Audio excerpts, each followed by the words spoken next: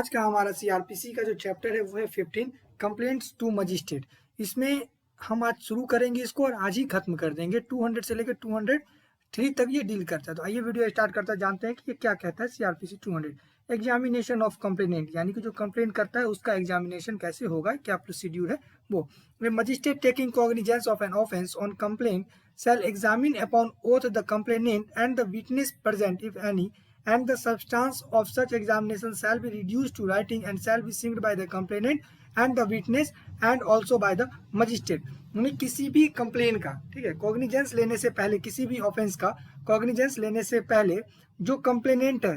उसको ओथ यानी उसको कसम खिलवाएंगे, ठीक है, उसको कसम खिलवाएंगे। और जो विटनेस वहां पर है, प्रेजेंट है, उसको भी कसम खिलवाएंगे, यानी कसम खिलवा के एग्जामिन करेंगे कि वो जो कंप्लेन कर रहा है वो सही है या गलत। अगर कोई सब्सटेंस है, अगर है इफ एनी, अगर कुछ है तो उसको क्या करेंगे, वो राइटिंग में लिखेंगे। सब कुछ जितना भी उसने कहा, जो भी कहा, ठीक है, उस सबको राइटिंग में लिखेंगे और उसके ऊपर साइन होगा किसका, कंप्लेनेंट का और विटनेस का, ठीक है, और मजिस्ट्रेट का, और इन सब का साइन होगा। एक बार आप पूरा जानिए कि जो मजिस्ट्रेट है वो कॉग्निजेंस लेने से पहले जो कंप्लेनेंट है, जो विटनेस है, उसको ओथ पर एग्जामिन करेगा, यानी कसम खिलवाकर उसको एग्जामिन करेगा, उससे पूछेगा। और यदि कोई सब्सटेंस है यानी कोई चीज है तो उसको जो एग्जामिनेशन है, तो और जो भी एग्जामिनेशन किया गया उसको क्या करेगा, राइटिंग में लिखेगा, कौन, मजिस्ट्रेट। और उस पर साइन किसका रहेगा, कंप्लेनेंट का रहेगा, जिसने कंप्लेन किया उसका। और जो विटनेस है, वो कंप्लेनेंट का जो विटनेस है, ठीक है, उसके साथ में जो काम है विटनेस, वो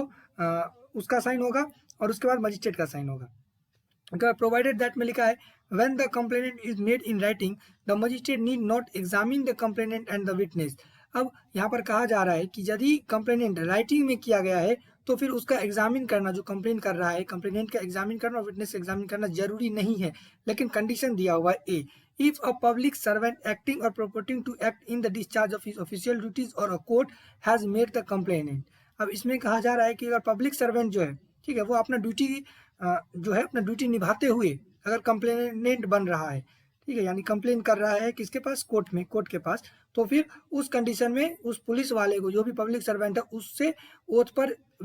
एग्जामिन नहीं किया जाएगा, ठीक है, यानी उससे कसम वसम खिलवाया नहीं जाएगा, उसको एग्जामिन नहीं किया जाएगा, किसको, पब्लिक सर्वेंट को। If the magistrate make over the case for inquiry or trial to another magistrate under section 192, और जब एक मजिस्ट्रेट दूसरे मजिस्ट्रेट को ट्रांसफर करता है केस, तब भी उसको एग्जामिन नहीं किया जाएगा।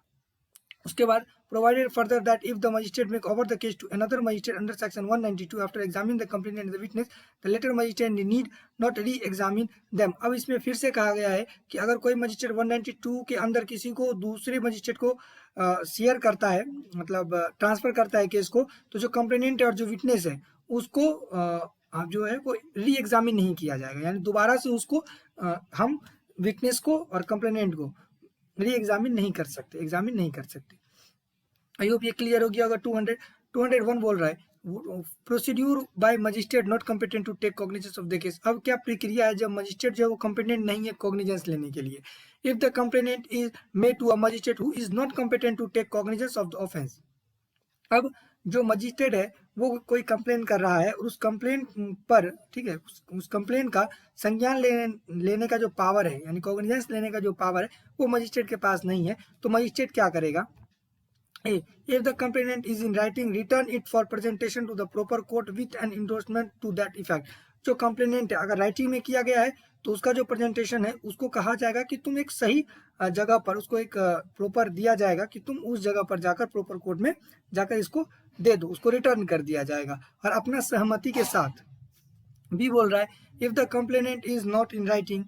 यदि वह कंप्लेनेंट जो राइटिंग में नहीं है तो direct the complainant to the proper court. अगर वो राइटिंग में नहीं लिखकर कंप्लेन करता है तो मुंह से करने गया, मुंह से भी तो कंप्लेन होता है ना, या कंप्लेन दो तरीके से होता है कंप्लेन, या तो ओरली या तो राइटिंग। अगर राइटिंग में गया तो उसको रिटर्न कर देंगे अपना बता के कि हाँ हमने ही इसको भेजा है, ये सहमति के साथ।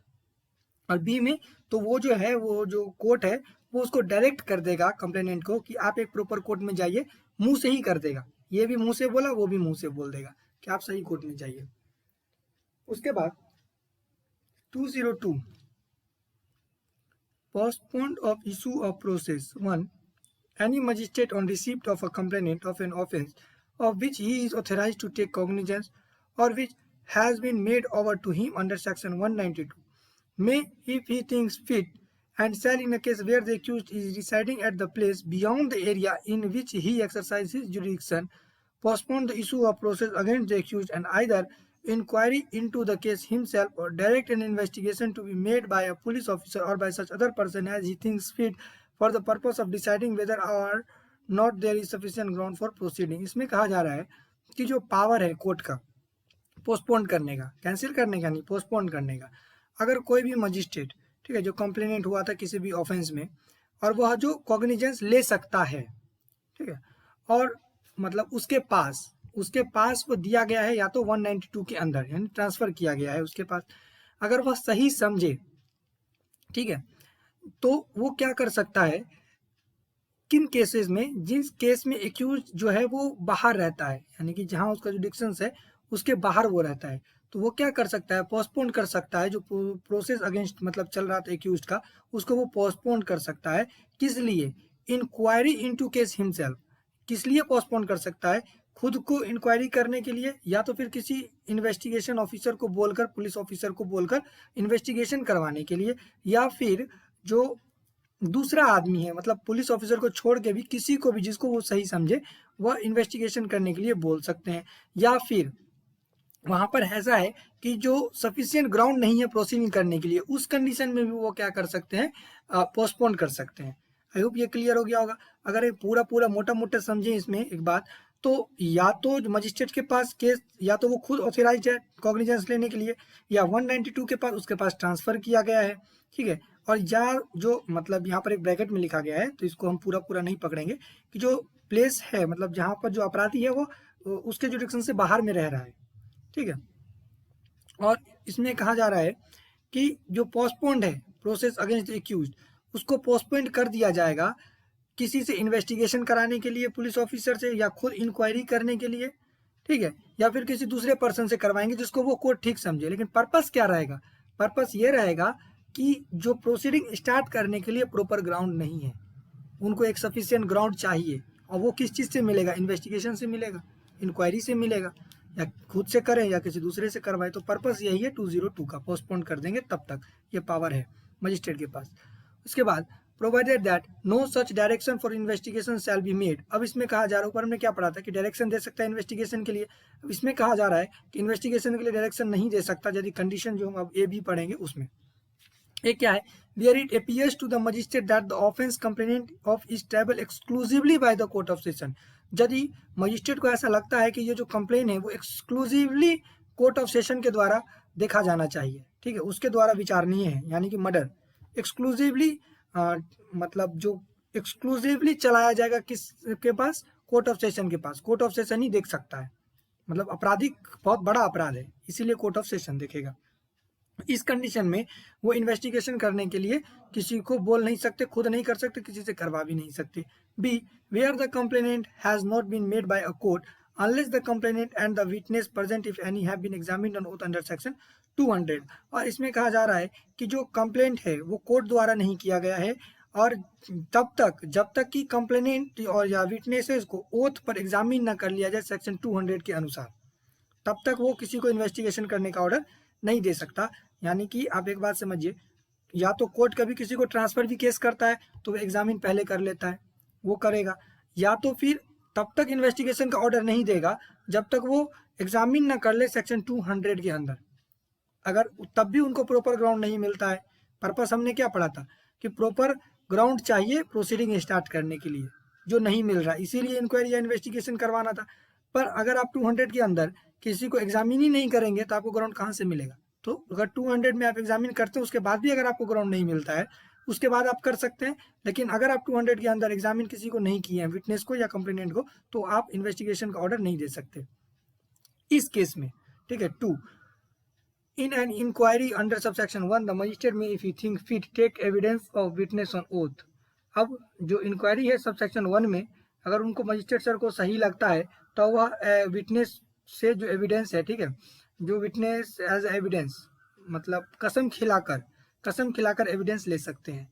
Provided that if it appears to the magistrate that the offence complainant of is triable exclusively by the court of session he shall call upon the complainant to produce all his witness and examine them on oath. इसमें कहा जा रहा है कि जो magistrate को ऐसा लगता है, अपीयर्स मतलब सामने आ रहा है कि ये जो कंप्लेन है वो exclusively tribal by court of session है, यानी कोर्ट ऑफ सेशन ही इस केस को देख सकता है। तो वो क्या करेगा, सबसे पहले ही शैल, यानी करेगा ही करेगा, मैं नहीं है शैल, वो तुरंत कंप्लेनेंट को कॉल करेगा, जो कंप्लेन किया था उसको कॉल करेगा और बोलेगा कि जितना भी विटनेसेस है,